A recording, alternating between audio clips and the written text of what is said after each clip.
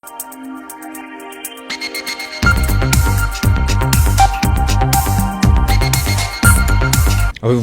parlez aussi des hommes, vous parlez des hommes, oui. Mais il y a aussi des femmes aussi qui, même dans le foyer aussi, ne sont pas forcément des modèles. Mais bien sûr. On l'a vu tout dernièrement à Kaya où deux femmes se sont frappées pour un infirmier. Mais bien sûr.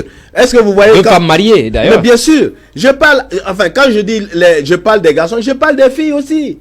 J'ai dit tout à l'heure qu'une fille devrait se marier vierge. Une femme qui est mariée, qui a des enfants et qui continue aussi à sortir avec d'autres hommes dehors, est-ce que ça peut influencer la vie de la famille? Mais bien sûr, ça salit même son mari. La saleté, c'est la saleté. Une femme, quand tu as ça peut impacter les affaires de son mari. Mais bien sûr, quand tu as une femme qui n'a pas la crainte de Dieu, une femme qui ne craint pas ces choses-là et qui le font, toi-même tu verras que ça ne va pas. Et regardez, quand tu vas même chez les marabouts, tu vas demander un fétiche quelconque, un médicament. Quand le marabout te donne là, il te dit quoi? Que femme ne touche pas. C'est pas ce qu'il te dit? Ah oui. En général, c'est ce qu'ils disent. Donc, ça veut dire que la femme peut impacter justement ta progression. L'investissement, les affaires, etc. Bien sûr. Elle peut même t'envoyer des enfants qui ne sont pas les tiens. Une femme peut envoyer un enfant, oui, alors que tu ne sais pas, c'est avec quelqu'un d'autre qu'elle couche.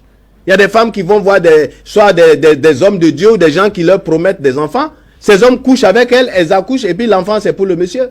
Alors non, on voit n'importe quoi. Mais je dis sur le plan financier, c'est la même chose. On voit des femmes même qui financent des gigolos. C'est-à-dire des jeunes qui couchent avec ces femmes-là, qui ne sont pas de leur âge, parce qu'on leur donne de l'argent. Ben, elles disent aussi, ces femmes-là expliquent le fait qu'elles sortent avec ces jeunes-là par le fait qu'elles ont besoin d'un plaisir différent de l'homme. Mais c'est ce que je dis.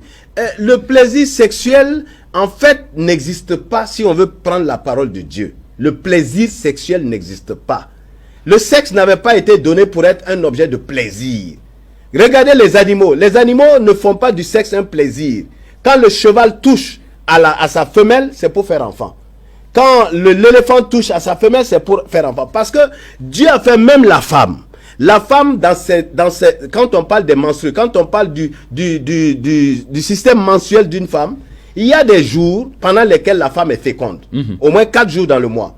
Et ces 4 jours où elle est féconde, elle a envie de l'homme. C'est fait par Dieu. C'est justement, c'est la période de fécondation, c'est la période où la femme est apte à donner des enfants.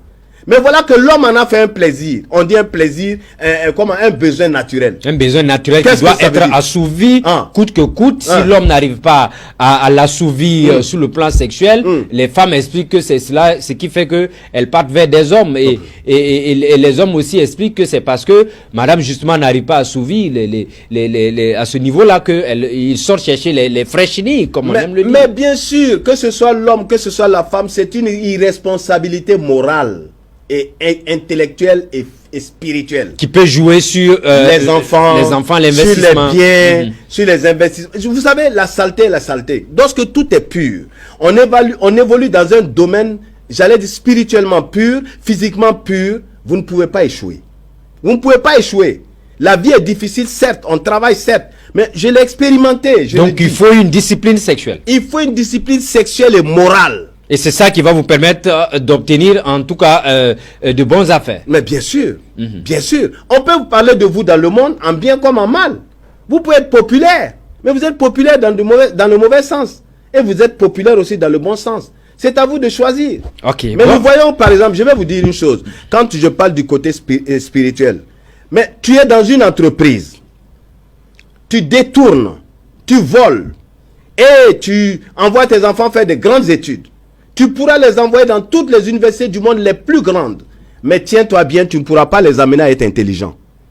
Et vous voyez que ces gens de personnes-là, leurs enfants-là, ils reviennent sans diplôme.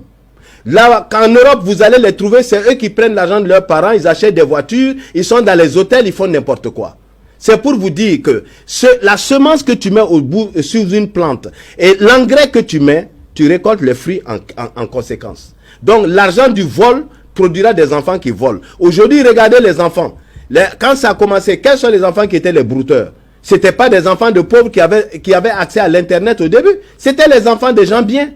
Donc, vous voyez, il faut mettre la bonne semence dans sa maison. D'abord dans sa vie. Un homme qui se disperse, acheter des motos pour donner aux filles, aller coucher dans les hôtels, les amener en voyage. Il a du plaisir à le faire. Mais qu'il attende, il verra le résultat. il verra le résultat, il n'ira pas loin. Et une femme aussi qui est mariée, qui a des enfants, qui sort avec d'autres hommes, c'est la même chose.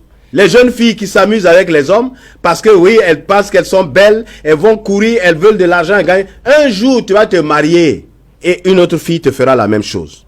Ce que tu veux pas qu'on te fasse, ne le fais pas aux autres. Okay. Mais je dis d'une manière générale, l'organisation dans une maison est importante pour que l'argent reste, pour qu'on puisse investir. Okay.